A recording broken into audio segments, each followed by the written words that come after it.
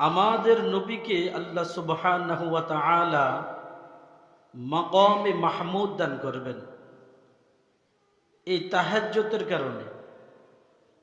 মাকামে মাহমুদ কি?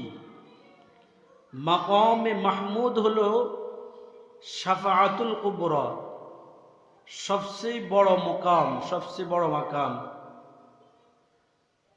শাফাআতুল কুবরা কাকে বলা হয়?